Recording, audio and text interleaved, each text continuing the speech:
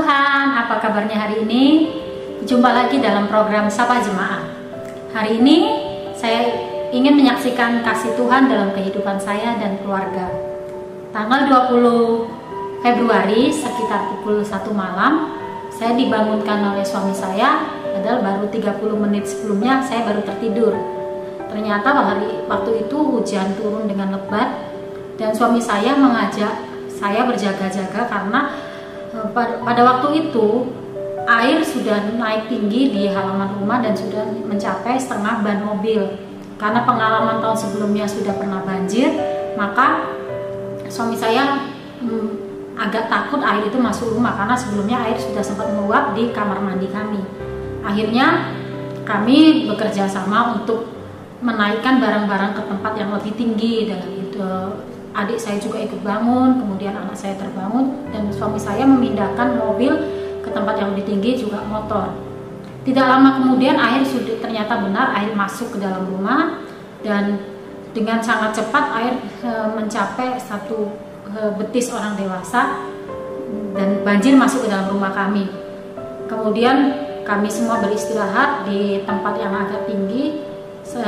Kurang lebih 1 jam kemudian air semakin tinggi, semakin naik. Akhirnya kami memutuskan untuk kami tidur di mobil sekitar pukul 5 pagi. Setelah itu lampu mati dan setelah agak siang sekitar pukul 7 kami memutuskan untuk mengungsi. Setelah lihat keadaan air semakin tinggi, saya sempat ambil beberapa baju. Kami memutuskan untuk mengungsi di GBI Sungai Yordan Regensi yang bukan kebetulan tempatnya dekat dengan rumah kami, dan kami juga lumayan kenal baik dengan gembalanya, juga anak gembalanya. Perjalanan kurang lebih 5 menit untuk kami beristirahat sejenak dan numpang mandi pada waktu itu.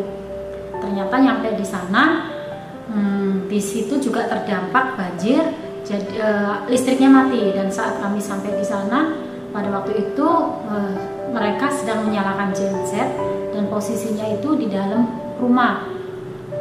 Waktu itu suami saya berpikir bahwa genset itu ada pembuangan keluarnya, jadi sekalipun posisinya di dalam, tetapi ada pembuangan ke arah luar. Setelah itu mereka bilang pada kami untuk segera mandi karena mereka menyalakan genset itu supaya air ada gitu kan.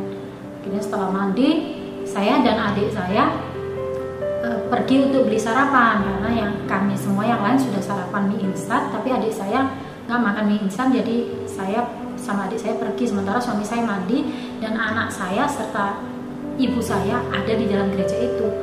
Entah kenapa belum sampai kami dapat sarapan, adik saya bilang udah balik aja. Ternyata sampai di depan gereja, ibu saya ada di depan gereja itu sambil berteriak-teriak. Beliau mengatakan bahwa anak saya jatuh 3 kali. Saya sangat kaget, saya berlari, dan di situ anak saya udah dikerubutin oleh 3 orang, dan saya sangat shock. Tapi anak saya nggak bisa bilang kenapa dia jatuh. Dia cuma nangis dan lemas tidur, dan dia bilang mau papa. Setelah itu saya lihat adik saya mukanya pucat. Dia bilang dia kaget karena dengar anak saya jatuh. Tidak lama kemudian ketika suami saya datang, adik saya pingsan. Waktu itu saya berpikir bahwa dia kaget anak saya jatuh dan asam lambung dia kebetulan sedang naik juga. Kemudian setelah mengurus adik saya pindah ke ruangan lain untuk menidurkan anak saya gitu. Waktu itu saya baru cuma berpikir bahwa anak saya kelelahan, makanya dia jatuh. Dan setelah itu kami tidur, saya, suami saya, dan anak saya tidur di ruangan itu. Tidak lama kemudian kan saya merasa sedikit terganggu dengan adanya beberapa orang lalu lalang di situ. Saya bangunkan suami saya bilang pindah aja yuk ke ruangan yang tadi karena di sini banyak orang gitu. Kemudian suami saya mengangkat anak saya. Waktu itu badan saya merasa lemas gitu. Saya cuma berpikir bahwa saya kecapean karena semalaman belum tidur gitu. Selesai itu saya mengikuti suami saya yang sedang menggendong anak saya. Saya tidak tahu kenapa tiba-tiba saya jatuh dan orang-orang ngomong saya pingsan, tapi yang saya rasakan pada waktu itu adalah badan saya lemas dan saya melihat semuanya putih dan saya tidak bisa buka mata. Ternyata pada waktu itu saya pingsan, saya nggak sadar, dan orang-orang berpikir bahwa saya kecapean, adik saya juga kecapean. Tetapi tidak lama kemudian istri Pastor Sony, anaknya gembala GBI Sungai Yordan Regensi, ini pingsan juga di Indomaret sebelah.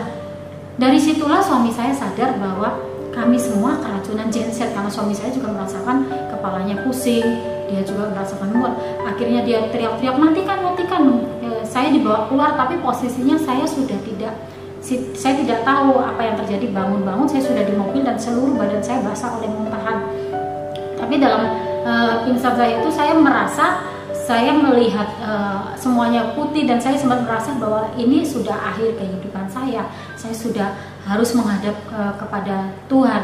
Tapi di situ saya sempat tawar-menawar. Saya bilang, Tuhan, masa iya sih saya harus pulang sekarang? Ini anak saya masih kecil loh. Saya dalam posisi kebanjiran. Gimana perasaan keluarga saya? Saya sempat berpikir seperti itu saja. Saya merasa semuanya seperti mimpi. Dan akhirnya setelah itu kami semua, termasuk istrinya Sony, dibawa ke tempat yang lebih aman. Dan singkat cerita, akhirnya kami semua selamat. Sekalipun hari itu seharian kami muntah-muntah, kami pusing, nggak bisa ngapa-ngapain.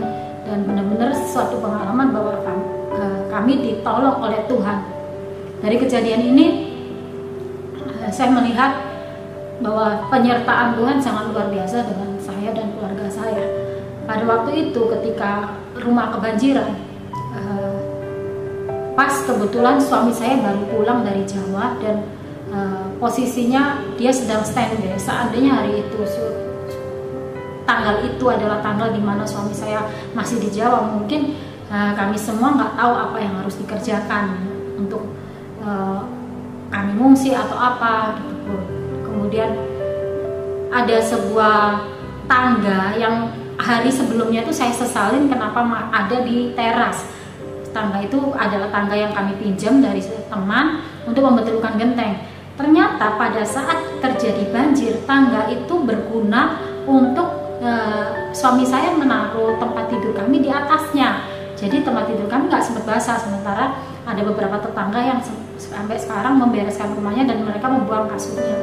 Dan saat kejadian adik saya, anak saya keracunan genset, sebelumnya saya sempat marah sama ibu saya. Kenapa waktu anak saya jatuh, beliau bukannya menungguin tapi malah lari cari saya. Tetapi kemudian saya diingatkan, seandainya ibu saya tetap berada di ruangan lebih lama, mungkin lebih banyak lagi asap yang terhirup oleh beliau. Dan saya nggak tahu, ibu saya usianya lebih tua dan beliau pasti lebih rentan secara kesehatan. Tapi Tuhan memberikan hikmat untuk ibu saya cari saya gitu. Kemudian seandainya pada waktu itu saya tidak merasa terganggu dengan orang yang lalu lalang, saya tetap tidur di situ, mungkin orang-orang akan berpikir saya tidur dan mungkin saat ini saya tidak berada di tempat ini. Karena beberapa orang bilang untung saya nggak tidur. Bahkan seorang teman saya, seorang teknisi, karena saya bekerja di perusahaan distributor genset juga, bilang seandainya saya tidur pasti sudah nggak tertolong gitu. Dan Tuhan memberikan pertolongan lewat saya merasa terganggu gitu. Dan Tuhan juga berikan saya sebuah hikmat bahwa lewat kejadian ini saya semakin sadar bahwa betapa umur manusia itu nggak ada yang tahu. Kapanpun sudah waktunya ya kita akan pulang begitu aja. Kalau saya saat ini masih ada, berarti Tuhan ada sebuah tanggung jawab yang belum selesai yang harus tetap saya kerjakan. Ada sesuatu pekerjaan yang harus lebih serius lagi saya kerjakan. Dan saya percaya saat ini semuanya terjadi oleh izin dan kehendak Tuhan. Puji Tuhan, kiranya kesaksian ini menjadi berkat buat jemaat semua. Terima kasih.